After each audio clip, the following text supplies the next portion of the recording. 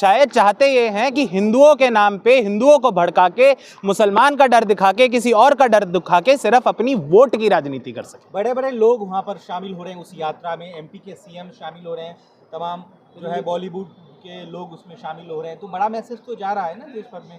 देखिए, जब सत्ता साथ होती है तो बॉलीवुड के सितारे भी आके नाचेंगे, कोई सीएम भी शायद नाच ले, कोई मंत्री भी शायद नाच ले, सांसद भी नाच ले, उससे फ़र्क नहीं पड़ता। फ़र्क इससे पड़ता है कि जो मुख्यमंत्री हैं, जो मंत्री हैं, उन्हें क्या देश के मुद्दों पे बात करनी चाहिए, बेरोज़गारी के मुद्दों पे बात करनी चाहिए, गरीबी के मुद्दों पे बात करनी चाहिए, जिस तरीके से चुनाव आयोग भाजपा के साथ मिलकर वोट चोरी कर रहा है उस पर बात करनी चाहिए, या एक धर्म की बात करनी चाहिए। धर्म की बात करने के लिए तो इस देश में बहुत धर्मगुरु हैं। हिंदू मुझे नहीं लगता इस देश में हिंदू को जगाने के लिए, हिंदू से बात करने के लिए कोई यात्रा निकालने की ज़रूरत है। हज़ारों साल से हिंदू धर्म का परचम है इस देश में, भारत में, भारत से बाहर, कंबोडिया में, वियतनाम में, इंडोनेशिया में। दशकों और सदियों हम पे एक मुग़ल शासन रहा जो एक इस्लामिक शासन था, लेकिन हिंदू धर्म का कुछ नहीं हुआ। उसके बाद एक कॉलोनियल शासन रहा अंग्रेज़ों का, जिसमें क्रिश्चियन थे, ईसाई थे, कुछ नहीं हुआ। उसके बाद कांग्रेस का एक लोकतांत्रिक शासन रहा 60 साल 70 साल, तब हिंदुओं को कुछ नहीं हुआ। मुझे ये नहीं समझ आता 2014 में मोदी जी के आते, जो अपने आप को हिंदू हृदय सम्राट बताते हैं, उनके आते ही क्यों हिंदू खतरे में हो गए। मुझे तो कभी नहीं लगा हिंदू खतरे में। बचपन से दिवाली मनाई है, होली मनाई है, मोली पहनी है, सब कुछ करा है। उनको पता नहीं क्या दिक्कत हो जाती है कि अब उन्हें लग रहा है हिंदू खतरे में है।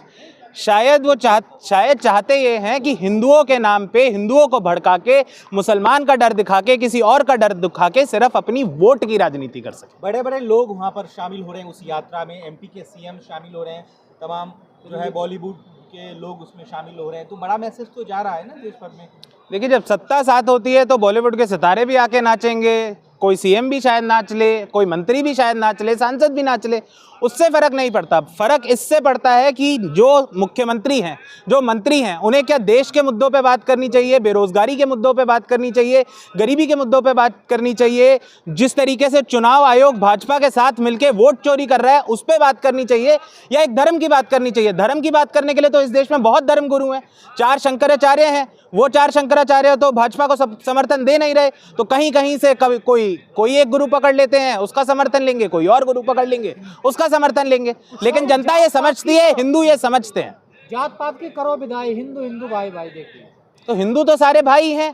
जो जाति है, अलग जातियां हैं, ठीक है, कोई अगर जाट है, कोई गुर्जर है, कोई दलित है, कोई क्षत्रिय है, उनको रहने दीजिए। जो जातियां, सारी जातियां सब मिलके रहती हैं, सारे धर्म सब मिलके रहते हैं। वसुदेव कुटुंबकम की हमारी सभ्यता है। कहाँ मिलके रहते हैं? छुआछूत, भेदभाव, ऊंच नीच कितनी है, देखिए, समाज में गलत तत्व हर धर्म में, हर जाति में होते हैं। जो भी ये गलत काम करते हैं उनके लिए देश में कानून है।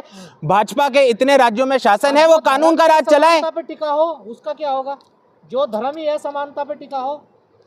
नहीं, धर्म असमानता पे मुझे नहीं लगता। कोई भी धर्म है, चाहे हिंदू धर्म है, इस्लाम है, कोई भी धर्म मुझे नहीं लगता असमानता पे अपनी वो रखता है बेस। कोई धर्म असमानता पे नहीं है। सब धर्म ये सिखाते हैं सबसे प्रेम करो, सबके साथ मिलके रहो। कुछ जो तत्व होते हैं जो धर्म के नाम पे राजनीति करना चाहते हैं, वो जातियों को और धर्मों को आपस में लड़ाते हैं। धीरेन्द्र शास्त्री को डर क्यों लग रहा है और किससे लग रहा है? क्योंकि जिस हिसाब से पुलिस तैनाती वहाँ पर की गई है 2000 से भी ज्यादा, तो डर का माहौल कौन है जो जिससे धीरेन्द्र शास्त्री? अब वो तो धीरेन्द्र शास्त्री से पूछिए, जहाँ पर वो अपना कार्यक्रम कर रहे हैं वहाँ के पुलिस से पूछिए, मुख्यमंत्री से पूछिए कि क्यों, किस बात का डर है, किस बात के लिए इतनी पुलिस तैनाती करनी पड़ती है। उस पर मैं तो जवाब नहीं दे पाऊंगा।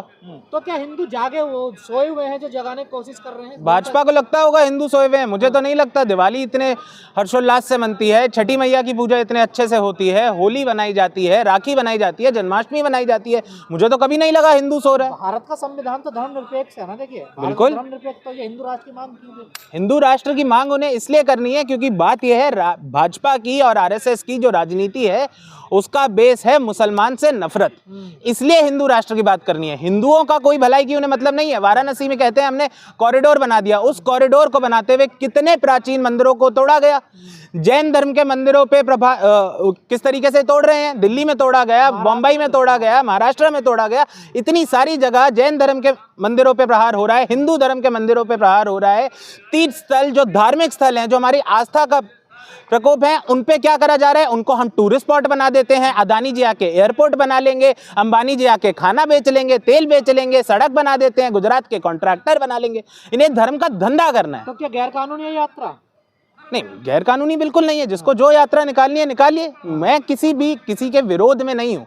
किसी को अगर हिंदू धर्म की बात करनी है करे, इस्लाम की बात करनी है करे, किसी और की करनी है किसी और की करे। और देश को हिंदू राष्ट्र बनाना, ये तो दोनों नहीं, हिंदू राष्ट्र गलत है। हिंदू राष्ट्र की कोई भी कभी भी किसी यात्रा में किसी मंच पे मांग करता है वो गलत है, क्योंकि ये देश आज भी संविधान की प्रति पे चलता है। आज भी हमारे फाउंडिंग फादर्स और मदर्स ने, अंबेडकर जी ने, नेहरू जी ने, पटेल जी ने, गांधी जी ने जो हमें मूल्य दिए थे उन पे चलता है कि सब धर्म, सब जाति, सब नागरिक, औरत, आदमी, सारे जेंडर सब बराबर है।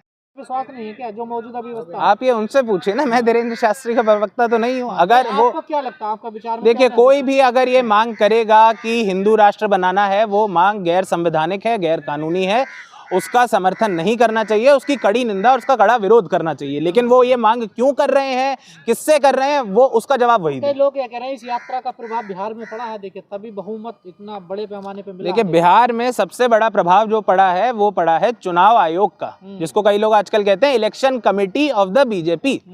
जब आप मुझे एक चीज ये बताइए, 6 अक्टूबर 2025 में जब फाइनल SIR रोल हो गया, उसमें उसके बाद एक मतदाता ना जुड़ सकता है ना कट सकता है। मुख्य चुनाव आयुक्त ज्ञानेश कुमार ने कहा कि 7 करोड़ 42 लाख मतदाता हैं। फिर 11 नवंबर को जो प्रेस रिलीज आता है इलेक्शन कमीशन का, उसमें कहते हैं 7 करोड़ 45 लाख थे। ये 3 लाख मतदाता कहां से आ जाते हैं? कहीं वही वाले तो नहीं है जो ट्रेनों में बैठ बैठ के भाजपा का गमछा पहन के उत्तराखंड से, हरियाणा से, गुजरात से, कहां से लाए जा रहे थे? चुनाव आयोग ने जिस तरीके से पक्षपात करा है बिहार के चुनाव में, बिहार की जनता ने देखा है, देश की जनता ने देखा, और अब देश इसका जवाब देगा। देश की जनता सड़कों पे आएगी और अपनी आवाज उठाएगी। गड़बड़ हुई है, धांधली हुई है चुनाव में, जाहिर सी बात है हुई है। मैं बिहार में खुद 2 महीने था, बहुत सारे पत्रकारों से, वहां के लोकल पत्रकारों से बात करी, राष्ट्रीय पत्रकार जो दौरों के लिए आ रहे थे उनसे बात करी, भाजपा के पॉलिटिशियन से बात करी, नेताओं से बात करी, कांग्रेस के नेताओं से बात करी, चाय वाले से, किराने वाले से, सिगरेट वाले से, अंडे वाले से, सबसे बात करी। और मुझे क्या लोग बताते थे, टाइट कॉन्टेस्ट है, आरजेडी सबसे बड़ी पार्टी उभर के आएगी, कांग्रेस इस बारी ज्यादा मजबूती से काम करेगी। सदाकत पे जितनी भीड़, सदाकत आश्रम कांग्रेस का, जिनको ना पता हो, कांग्रेस का कार्यालय है प्रदेश का और बहुत अच्छा इतिहास है उसका। कभी आप लोग से मेरी एक अनुरोध रहेगा कि इस पे भी वीडियो बनाइएगा कि किस तरीके से देश के पहले राष्ट्रपति राजेंद्र प्रसाद ने अपना खुद का घर, अपना बंगला दान किया ताकि कांग्रेस पार्टी का कार्यालय बन सके। उसी को सदाकत आश्रम कहा जाता है। सदाकत आश्रम पे कभी इतनी भीड़ नहीं थी पिछले बहुत वर्षों में जितनी भीड़ अब दिखने लगी। कांग्रेस ने अपनी तरफ से मेहनत करी, आरजेडी ने करी, मुकेश सहनी जी ने करी, सारे गठबंधन के, महागठबंधन के, इंडिया अलायंस के साथियों ने करी। यही पत्रकारों को दिख रहा था, यही देश की जनता को, बिहार की जनता को दिख रहा था। लेकिन जब रिजल्ट, एक बारी बात सुनिएगा, लेकिन जब रिजल्ट आता है तो क्या होता है? 205। अरे भाजपा के खुद के लोग अचंभित थे, 205 कहां से आ गए? जिस तरीके से रिजल्ट आते जा रहा था, सुबह क्या शुरू हुआ था कि आरजेडी 80 सीटों पे चल रही थी, गिरते गिरते गिरते गिरते 25 पे आ गई। एक बारी को तो मुझे लग रहा था कहीं 500 सीटें ना निकाल, 400 पार यहीं से ना हो जाए। 243 सीटें हैं वैसे विधानसभा में। संजय यादव पे क्या लग रहा है? संजय यादव को कहा जा रहा बड़ी मेहनत करी है लालू के परिवार को तोड़ने के लिए उन्होंने। देखिए, संजय यादव ने लालू जी के परिवार में क्या करा है, क्या नहीं करा, इसका मैं पात्र नहीं हूँ, मुझे नहीं पता क्या हुआ क्या नहीं हुआ। अगर कोई भी व्यक्ति है जिसने किसी भी परिवार में कोई भी भेंट डाली है तो गलत है, उस परिवार को उस व्यक्ति से किनारे करना चाहिए। पर मुझे नहीं पता कि संजय यादव का और लालू परिवार का क्या रिश्ता है और क्या है। पूरा इसमें श्रेय चुनाव आयोग को दिया जाएगा या फिर महागठबंधन से भी कहीं गलती हुई है कुछ? नहीं, बिल्कुल महागठबंधन से गलतियां जरूर हुई हैं। मैं यहाँ पर खड़ा होकर झूठ बोल रहा हूँ अगर मैं बोलूँ कि कांग्रेस ने, आरजेडी ने, महागठबंधन ने कोई गलतियां नहीं करी। इससे बहुत बेहतर चुनाव लड़ा जा सकता था। इसकी जिम्मेदारी भी, मैं सीधा सीधा बोलता हूँ, इसकी जिम्मेदारी कांग्रेस के, आरजेडी के नेतृत्व पे भी है, उनके कार्यकर्ताओं पे भी है, उनके समर्थकों पे है, उनके वोटरों पर है। लेकिन चुनाव आयोग की अगर धांधली ना होती तो इस तरीके का जो रिजल्ट हमने देखा है, जो 200 पार 400 पार होता नजर आ रहा था, ये नहीं हो सकता था।